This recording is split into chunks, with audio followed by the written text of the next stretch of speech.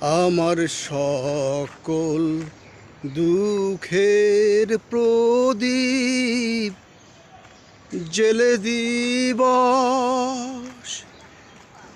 গেলে করব নিবেদন। আমার ব্যথার পূজা হয়নি সমাপন।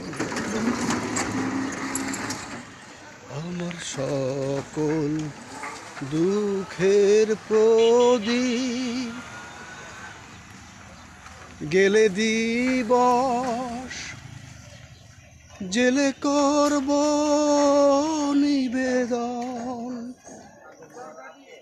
আমার ব্যথার পূজা হয়নি সমাপন। আচ্ছা, বাকি অংশ আমরা পরে বলছি, যে বিষয় নিয়ে কথা বলবো সেটা হচ্ছে যে আদ্দিন হাসপাতাল। আচ্ছা, বাকি অংশ আমরা পরে বলছি, যেটা নিয়ে কথা বলবো সেটা হচ্ছে যে আদ্দিন হাসপাতাল এর লাইসেন্স বন্ধ করে দিল সরকার। আমরা অনেকবার বলাবলি করেছি যে যারা অন্যায় করেছে, 6 শিশু মৃত্যুর জন্য যারা দায়ী, তাদেরকে শাস্তি দিয়ে, শাস্তির বিধান করে হাসপাতালটি সচল রাখা। হাসপাতালটি সচল রাখতে পারত, যদিও ওই লাইসেন্স ক্যান্সেল মানে এইটা আবেদন করার সুযোগ আছে, আপিল করার। তো আমি কোন পাশে বলবো, তো তারপরেও জানি না, সেই হাসপাতালের একটা অবকাঠামো আছে, ওখানে কিছু লোকজন আছেন যারা সার্ভিস দিচ্ছেন। সেখানে আপনার কি বলে এটাকে, মেডিকেলের ছাত্র আছে এবং সেখানে নার্সিং ইনস্টিটিউটও আছে। এই সব কিছু সহকারে একটি হাসপাতাল আসলে বন্ধ করে দেওয়া যায় কিনা, এই সিদ্ধান্তটা ঠিক না বেঠিক, এটা নিয়ে কথা হচ্ছে। আমি তো মনে করি যে এটা একটা হাসপাতালের জন্য,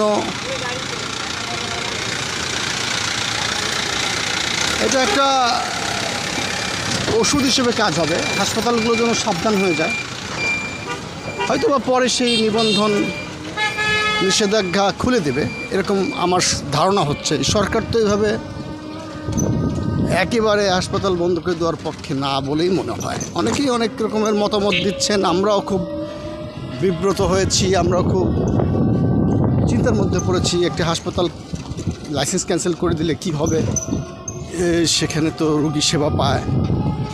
অনেকে বলছে যে আমার বাচ্চা হয়েছে আদ্দিন হাসপাতালে, কেউ বলছে আমার আদ্দিন হাসপাতালের সঙ্গে অনেক অতীত ইতিহাস আছে, স্মৃতি আছে।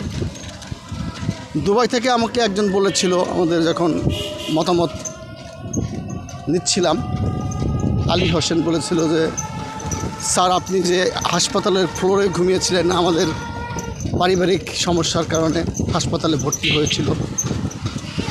যাই হোক, সেসব বিষয়গুলো মাথায় রেখে সরকার নিশ্চয়ই হাসপাতালের নিবন্ধন বাতিল করবেন না, এইটুকুই আশা করছি। তারপরেও হাসপাতাল কর্তৃপক্ষকে বলছি যে আপনারা রোগীপত্র সুবিধা অসুবিধা অবশ্যই সর্বোচ্চ চেষ্টা করে দেখভাল করবেন, এবং এই 6 শিশুর মৃত্যুর দায় এড়াতে পারবেন না। যারা দায়ী অবশ্যই তাদের শাস্তিমূলক ব্যবস্থা হবে। যদিও আমি জেনেছি যে হাসপাতাল কর্তৃপক্ষ 80 লাখ টাকা করে ক্ষতিপূরণ দিয়েছে। তো তারপরও এ ধরনের ভুল মেনে নেওয়া যায় না। যদিও ভুলই, তারপরও মানুষের জীবন নিয়ে কথা, মানুষের জীবন কারো ভুলের উপর নির্ভর করে না। আমরা যাচ্ছি, দেখতে পাচ্ছেন জায়গাটার নাম অঙ্গজোড়া, মেরাদিয়া বাজারের দিকে যাচ্ছি এবং ওই পথে আমি অফিসে চলে যাব।